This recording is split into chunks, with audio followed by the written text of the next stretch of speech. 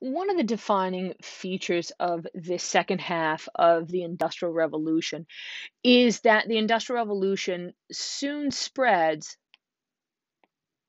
The Industrial Revolution soon spreads to continental Western Europe. And then by 1900, it established itself in Russia, the United States, and also Japan. One of the other major aspects here is not only the spread of the industrialization, but also the fact that industrialization had broadly similar outcomes wherever it was established. Like, for example, aristocratic, artisanal, and peasant classes are going to decline, the middle and working classes are going to grow, and middle class women are going to withdraw from paid labor. I do need you to put a little note here next to C underneath number 2. This is because middle classes are growing in wealth. This is because middle classes are growing in wealth. You don't see women wholesale getting away from paid labor. If the family needs everyone's labor in order to sustain the family, then you're still going to see women working. However, as some of these families become more wealthy, or they become wealthier, I should probably say, less and less women in those households are going to work or going to continue to work. However, the spread of industrialization was also affected by the cultures of the lands, like where it was established, the pace, the timing of industrialization, nature of major industries, role of the state, political expression of social conflict. So even though we do have some commonalities that wherever industrialization goes, the things that we listed above do happen. However, there are tweaks that occur based upon the uniqueness of every single country. And it has to do with timing, it has to do with what's already going on, the social makeup. Like, for example, French industrialization was slower and perhaps less disruptive. You're going to see that it's not going to be a light switch. In places where the industrial revolution is like a light switch of change, you're going to see that industrial revolution will be very disruptive. However, where this industrial revolution was more like a dimmer switch where you can slowly turn it on, you'll see it's not going to be as disruptive, it's not going to be as traumatizing. Then you also have, for example, Germany, which is going to be focusing at first on heavy industry, rather than with England and also the United States, which is going to focus on consumer goods. Germany realizes that, okay, we can just import that stuff and let's concentrate on heavy industry like the making of steel. And the biggest places that we see these variations is going to be in the cases of the United States and Russia. With the United States, we do have some similarities between here and England. One, American industrialization is going to begin with New England textiles in the 1820s. English industrialization began with textiles. You also have, outside of England, the United States is going to be one of the first places to industrialize. And that industrialization, just like in England, is going to be an outgrowth of some explosive growth in population after the Civil War. Guys, you want to go ahead and put a little star there by number 2. By 1914, the United States was the world's leading industrial power. Again, a lot of that has to do with the size, not only of land, but also population, and then also the accessibility to natural resources. The US government, just like in England, is going to play an important role through tax breaks, land grants to railroads, laws making the formations of corporations easy, and absence of overt regulation. Because again, just like the English government, a lot of the people making the decisions within the American government are going to get an advantage of some way by this increased industrialization, by this increased economic opportunity within the United States. In fact, you want to put down here next to number 3, just put it right here. Just put down just like in England. Just like in England.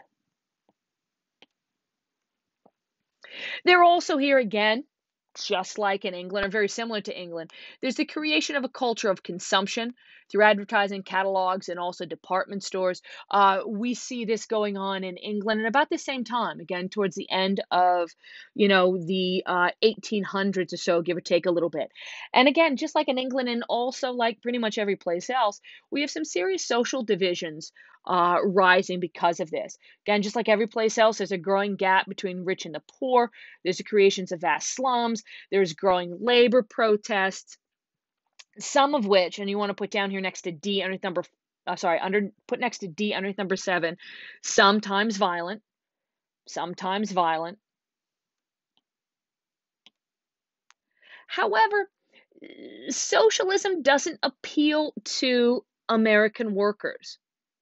And this is where we kind of become a little different than England. And you want to put down here next to 8, do you want to put, please, but unlike in England, no major political party emerged to represent the working class.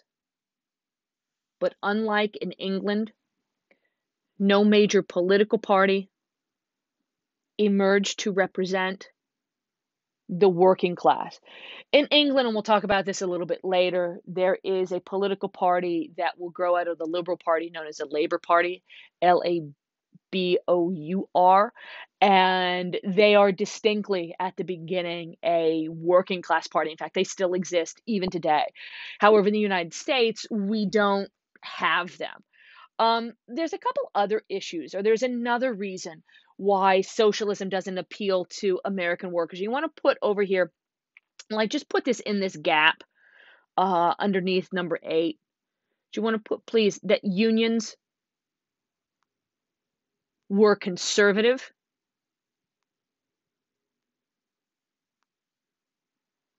focusing on skilled workers,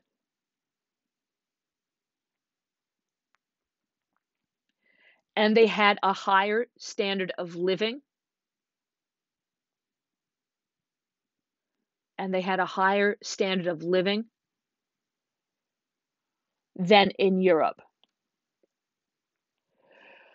So the European trade union system, especially in England and then later on in other places, really focused on that industrial worker, that they focused on the unskilled laborer. And these are the people who would be most attracted to socialism because they would be the ones that would benefit the most from socialism or from a socialist upheaval. Where in the United States, the trade unions are going to focus just on that. They're going to focus on people within a skilled trade. And those groups in general tend to be more conservative. The other big thing, and you want to go ahead and put a star by C, is that socialism was labeled as fundamentally un American. It was labeled as something that is coming from outside, something that is imported, something that is foreign. And it has a very negative connotation because of that. And then during this time of increased nationalism, where everyone is kind of waving their own flag, no one wants to bring in anything or any ideas that are foreign. And socialism definitely is going to, or the ideas of socialism aren't going to gain a lot of traction because of that. In Russia, on the other hand, honestly, not a lot has changed. I mean, not a lot. I mean, Russia is still an absolute monarchy with the greatest state control of everywhere, of anywhere in the Western world. These guys are like stuck in a time vortex. I mean, where the rest of the royal world has created some type of a limited monarchy, Russia is still looking like it's trapped in the Middle Ages. I mean, in 1900, there is no national parliament, there's no legal political parties, there's no nationwide elections. Russia is dominated by a titled nobility, many of whom are very westernized. Like they look down upon Russia and being Russians. And honestly, until 1861, most Russians were serfs. Guys, serfdom is a medieval institution. I mean, serfdom ceases to exist every place else in Europe more than a century, century and a half before this. And in a lot of places, even if it still exists, it's not really practiced for the better part of 200 to 250 years. I mean, Russia is stuck in a time warp. They get rid of serfdom about the same time as the United States gets rid of their slavery. In Russia, it's the state, not the society, that usually initiated change. Like, for example, the reforms of Peter the Great that are an example of transformation from above. He wanted to make Russia more westernized, so he made Russia more westernized. It wasn't like there was any social movement. In fact, you have the states directing the freeing of the serfs in 1861. Guys, go ahead and flip. And in fact, you want to add to B underneath number 2, because there's a but with this. Like, even though the serfs are freed, but, and this is the note you want to put down here next to B, but serfs had to compensate,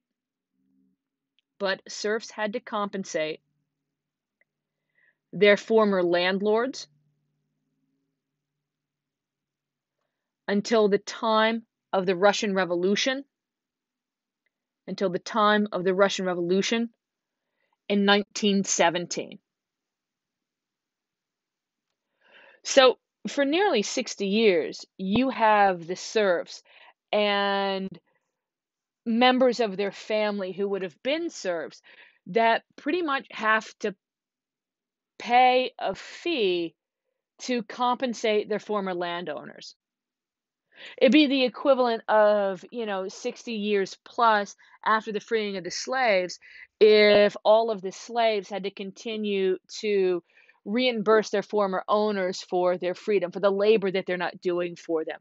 I mean, this is, like I said, these guys are really, really stuck in a time vortex.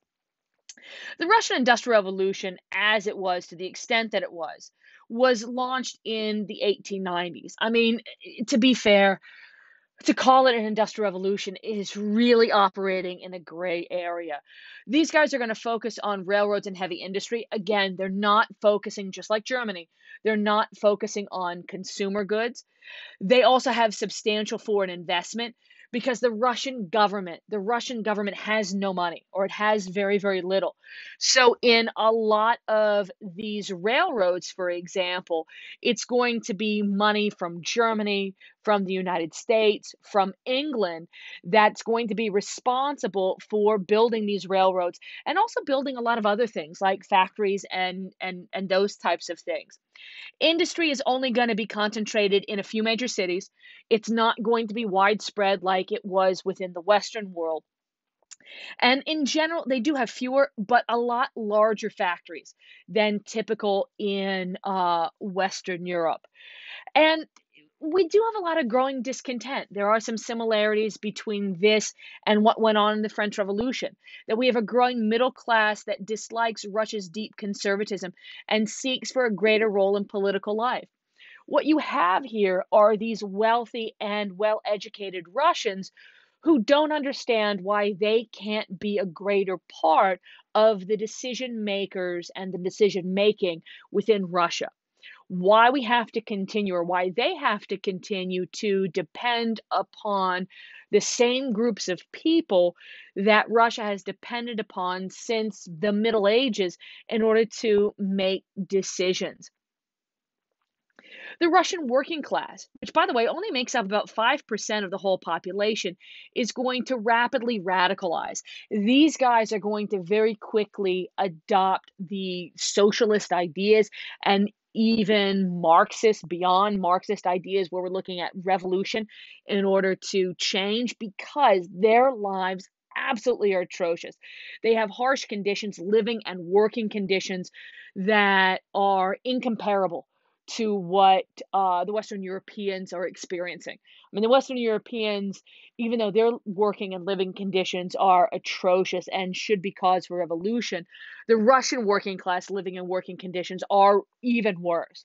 And to add to this, there's no legal outlet for grievances because we have no political parties, we have no unions. legal unions. We have no way for the workers to seek any type of relief. Because of this, we end up having large scale strikes, like where everybody will strike, not just, a handful of individuals or a handful of factories. Instead, you'll have widespread sympathy strikes of absolutely every single worker that can possibly go on and strike. Because of this, Marxist socialism appeals to some educated Russians and gives them hope for a future, because up to this point, there isn't any type of solution.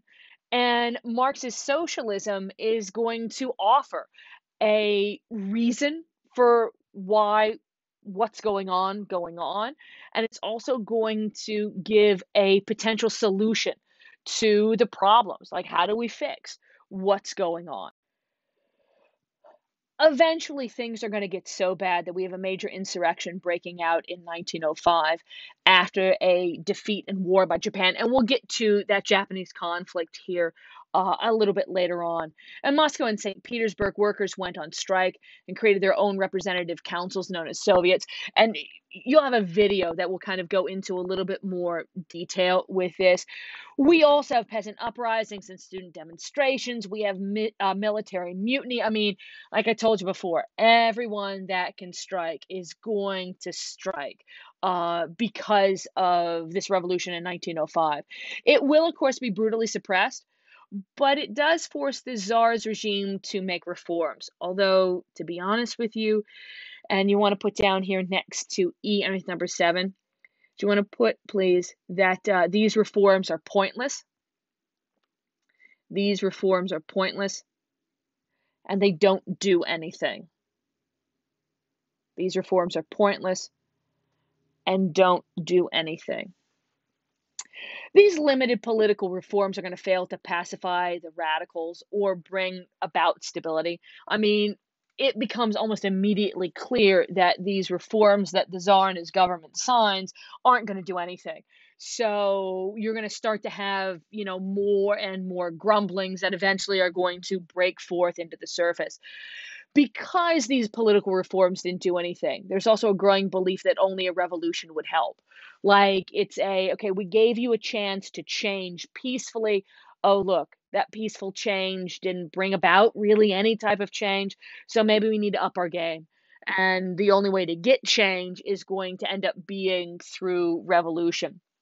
Ultimately here, World War I will provide a revolutionary moment because, like we'll talk about here in a couple chapters, World War I is going to be an absolute poo show for the Russians. You add this poo show to the grumblings that are already going on because of these half-hearted reforms brought about by the revolution in 1905, and then also continued discontent. It just is going to be a recipe for revolutionary disaster when ultimately the Russian Revolution is going to break out in 1917, which is going to bring about the most radical of the socialist groups to power, the Bolsheviks, led by a guy by the name of Lenin. Now, here's going to be the deal. And we have a little bit of an issue with this, where only in Russia did industrialization lead to violent social revolution. What you have to understand, and guys, put a star here by B, and then you want to put underneath B, you want to put, please, that the revolution wasn't caused, the revolution wasn't caused just by industrialization. Just by industrialization. I mean, industrialization certainly does not help. It is another, fire on this already kind of, smoking revolution or problems that are going on within Russia. It certainly is not the whole reason for the Russian Revolution, but we'll get to that a little bit later on.